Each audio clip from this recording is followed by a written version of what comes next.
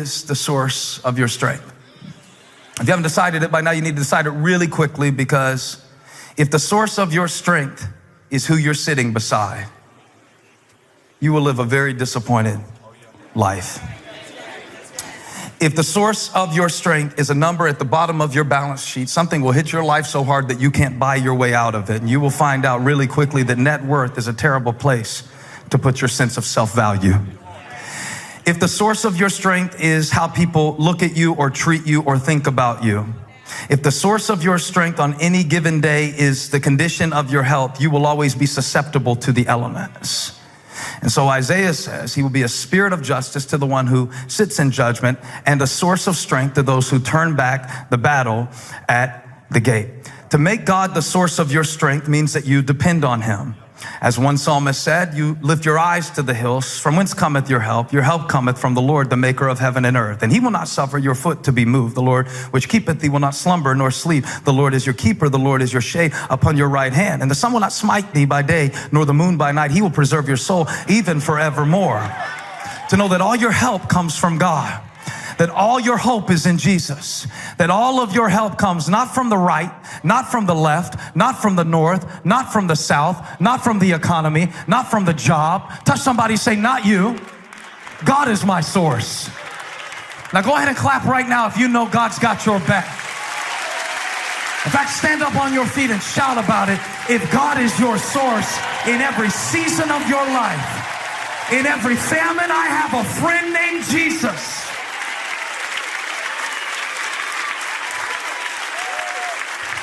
He is my source. I am so tempted to preach on this part of the verse that I almost forgot what came before it. Isaiah said, in that day, the Lord Almighty will be a glorious crown, a beautiful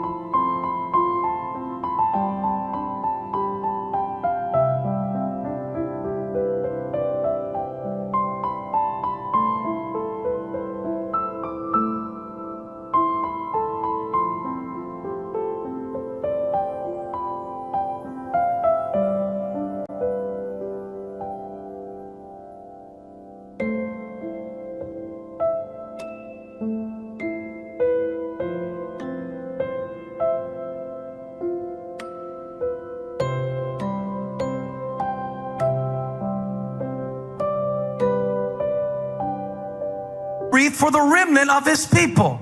Now, what is a wreath and what is a remnant? Besides a Christmas decoration, a wreath symbolizes victory.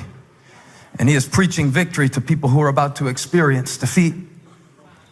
He's preaching, of course, about the impending Assyrian invasion to the northern territory of Samaria, the crown jewel of the northern kingdom of Israel, set on a fertile valley. He's speaking to them about their potential.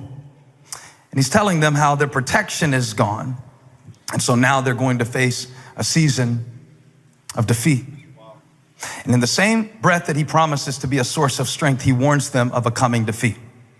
But yet he speaks about victory in the context of defeat. He says, in that day, the Lord Almighty will be a glorious crown, a beautiful wreath for the remnant of his people. God said he will be a wreath for the remnant.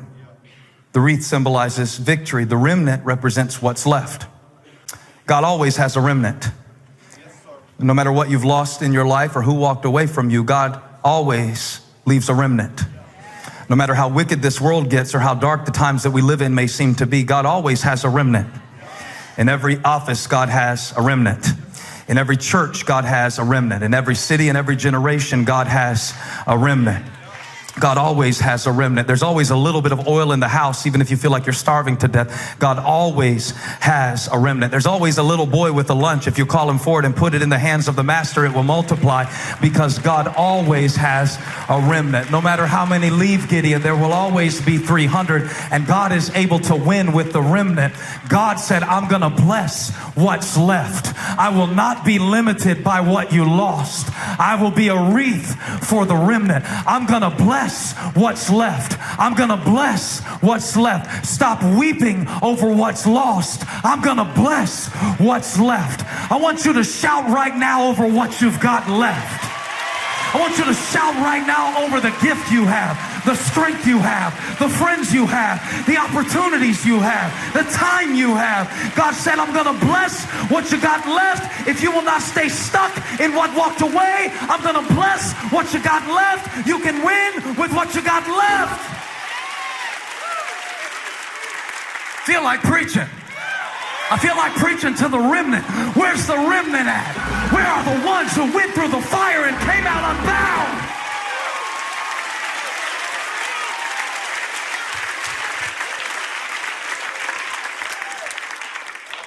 I'm gonna bless what's left.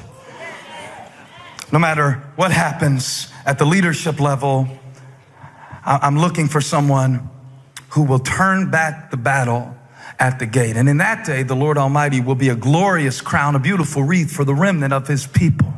And then he mentions two different spirits. Watch this in verse 6. Can we study the Bible?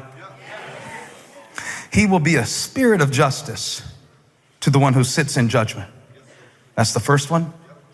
And a source of strength to those who turn back the battle at the gate.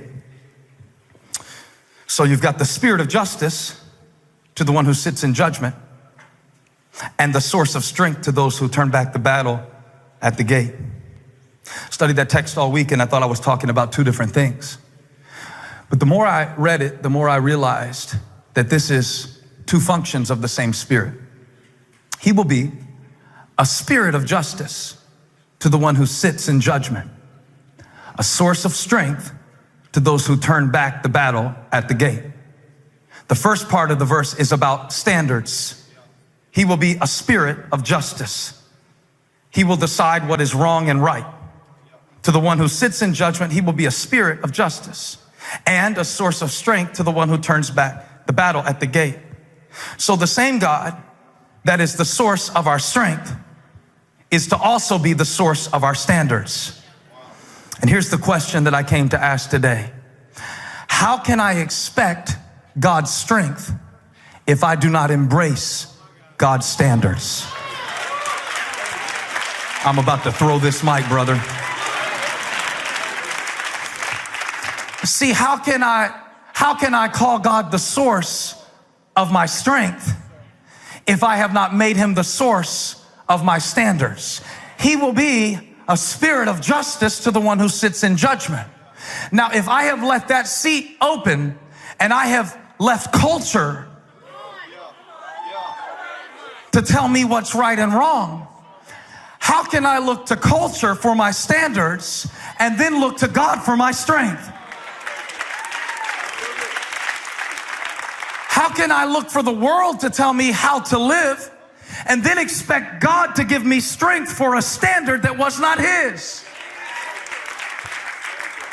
How can I call God the source of my strength if He is not the source of my standards? How can I expect His strength and resist His standards? It's good, right?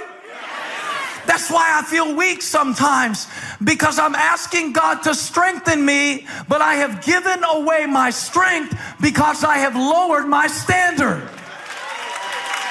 And then the enemy comes in like a flood, but I don't have a standard.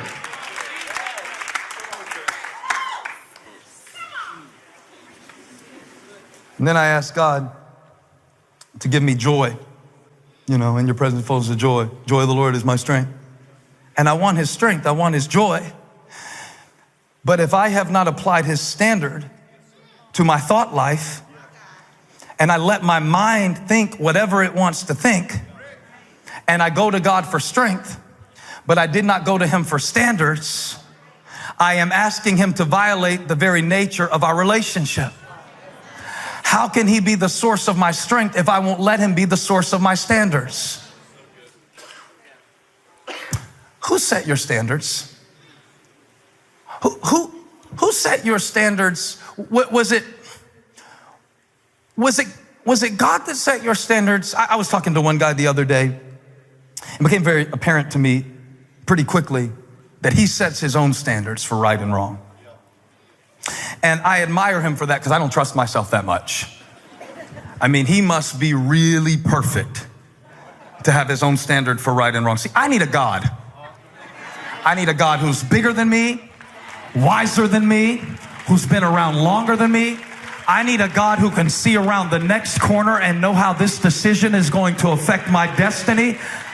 I don't want to occupy that seat. I need a God. And sometimes we're so crazy as Christians, we will allow the world to set our standards as a church and tell us what the church ought to be and not be, and put us in a box and call us by a denomination. But I will not be standardized by a dysfunctional world. I have a higher standard. We are a chosen people, a royal priesthood, a holy nation, to declare the praises of Him who called us out of darkness. Feel like preaching? I'm preaching like this might be my last time.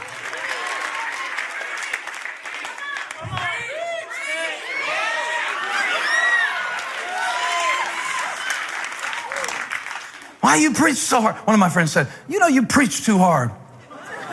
He said, I hollered too much. And then he said, you know, you could take a little bit extra time and for yourself and not prepare so hard, and people wouldn't even know the difference.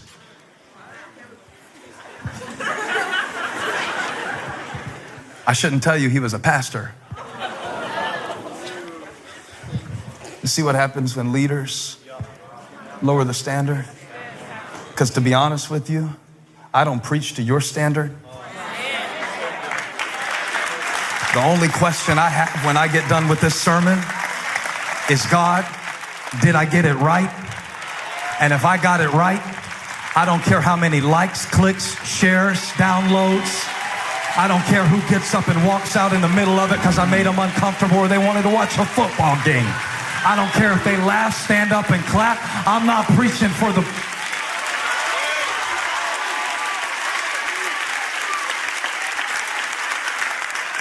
One preacher one time said, I don't preach for the praise of men. Amen? Amen? Who set your standard? Have you even thought about it, or did you just inherit it? Who set your standard? You're looking to celebrities for your standard? Really?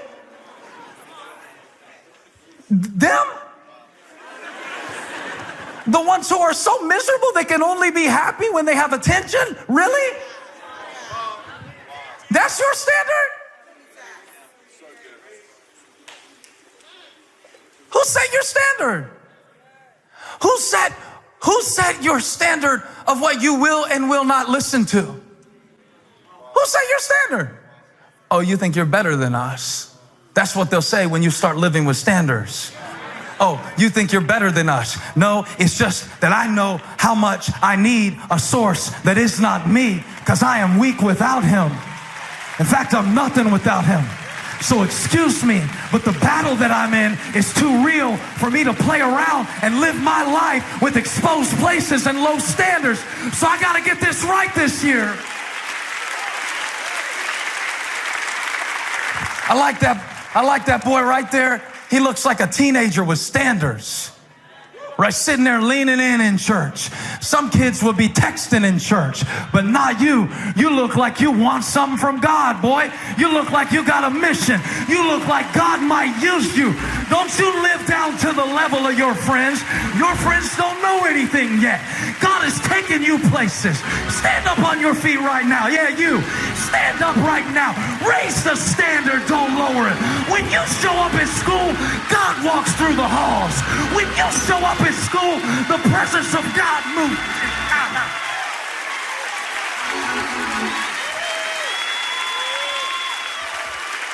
Raise the standard. You really gonna let your unmarried friends tell you how to do your marriage? I'll tell you, if I had a wife, I wouldn't. You said all I needed to hear in that "if I had a wife" part. If I wanted what you had, I'd do what you're doing, but I want something better.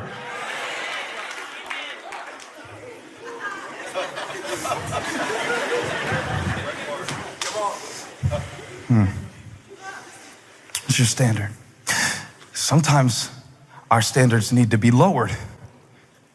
Sometimes they do, because sometimes it takes too much to make us happy. Who set the standard for what it takes to make you happy? Who set the standard for what it takes to have a good day? I'm bad about this. One bad meeting and I had a bad day. No. It's like that old man told me that time. I said, "How you doing?" He said, "I'm alive." I thought, well, you didn't answer me. And then I realized, yes, he did, because for him to be alive,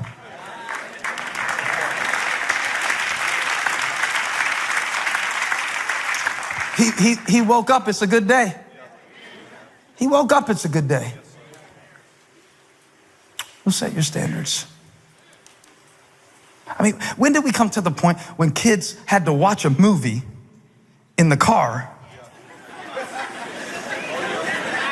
for a trip to Target? I used to have to ride 4 hours with a crayon and a book. And now you need Elsa to get to Harris Teeter. Who set this standard? Have we lost our minds?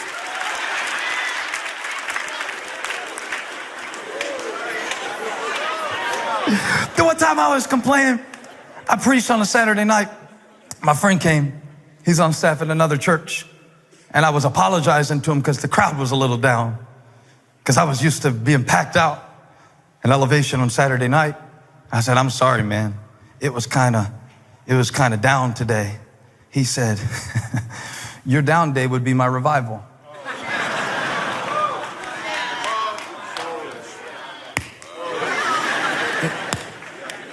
I needed that, because sometimes you let your standard get out of control. Sometimes as the church, we want to put a standard on the world that we ourselves don't even exemplify. We can't even figure out racial reconciliation within the context of the community of faith, but then we want to judge it when it's in the world. But God's got a remnant. God always has a remnant. I believe God is raising up Elevation Church as a remnant in this day to raise the standard of what church can be and how broad this message really is. We're here to raise the standard. I wonder who set your standard. See, how can you expect God to be your strength if he didn't set your standards? How can I expect success if I don't have a standard of excellence? If I have not established a standard of excellence in my life, why would I expect God to bless my blemished offerings. You could take a little time off your sermons,